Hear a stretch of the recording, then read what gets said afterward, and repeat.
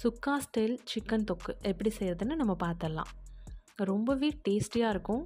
இது வந்து சப்பாத்திக்கும் வச்சுக்கலாம், சாதத்துக்கும் பெரட்டி சாப்பிட்லாம், ரசத்துக்கு வச்சு சாப்பிட்டோம்னா அவ்வளோ டேஸ்ட்டாக இருக்குங்க. வாங்க எப்படி செய்கிறதுன்னு பார்க்கலாம். Welcome to our channel eat food feel good.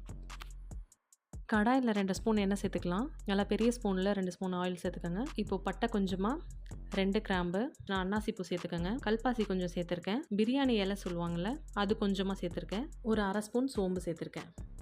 இதெல்லாம் சேர்த்துட்டு நல்லா பொரிஞ்சு வந்ததுக்கப்புறம் கொஞ்சமாக வந்து பச்சை மிளகாய், ஒரு பச்சை மிளகாய், கருவேப்பிலை போட்டு சேர்த்துக்குவோம்.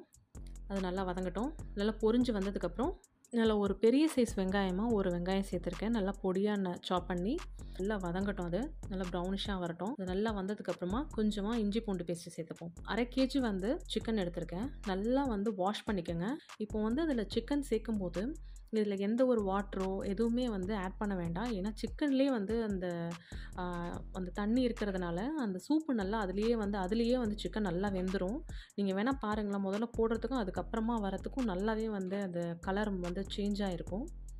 அப்படியே அப்பப்போ கொஞ்சமாக வந்து கரண்டி வச்சு பரட்டி விட்டுட்டே இருங்க சிக்கனை. அது வந்து நல்லா ஓரளவுக்கு ஒரு கலர் மாறி கொஞ்சம் வெந்ததுக்கப்புறம் ஒரு தட்டு போட்டு மூடி வச்சுருங்க. அந்த தண்ணியிலே வந்து அது நல்லா வேகட்டும். அப்போ தான் நல்லா தண்ணி விடும். அதில் நல்லா உப்பு சேர்த்து நல்லா கிளறி விட்டுருங்க.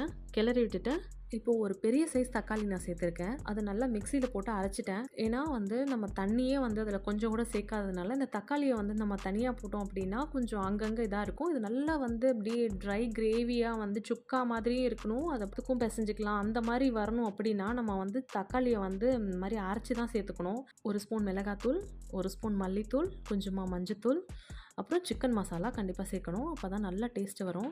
அப்புறமா ஒரு 1/2 ஸ்பூன் கரம் மசாலா, இதெல்லாம் நல்லா போட்டு மிக்ஸ் பண்ணி விட்டுருங்க. மறுபடியும் தட்டு போட்டு மூடி வச்சிடலாம். நல்லா சிக்கன் வேகட்டும். இதெல்லாம் நல்லா வந்து எண்ணெயெல்லாம் பிரிஞ்சு வந்துடுங்க.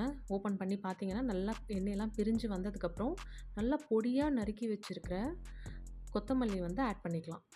அவ்வளோதாங்க. நல்ல டேஸ்ட்டாக செம்மையாக இருக்குங்க. இது வந்து நீங்கள் பார்த்தீங்க அப்படின்னா சப்பாத்தி, பரோட்டாக்கெலாம் ரொம்பவே நல்லாயிருக்கும். இதுதாங்க ரெடி ஆயிடுச்சு. சுக்கா ஸ்டைல் சிக்கன் தொக்கு ரெடி ஆயிடுச்சு. இதே மாதிரி வேறு ஏதாவது டிஷ் வேணும்னாலும் கமெண்ட் பண்ணுங்கள். ஈஸி அண்ட் டேஸ்டியான ரெசிபி பார்க்க நம்ம சேனலை சப்ஸ்கிரைப் பண்ணுங்கள், லைக் பண்ணுங்கள், பிடிச்சிருந்தா உங்கள் ஃப்ரெண்ட்ஸ்க்கும் ஷேர் பண்ணுங்கள். தேங்க்ஸ் ஃபார் வாட்சிங்.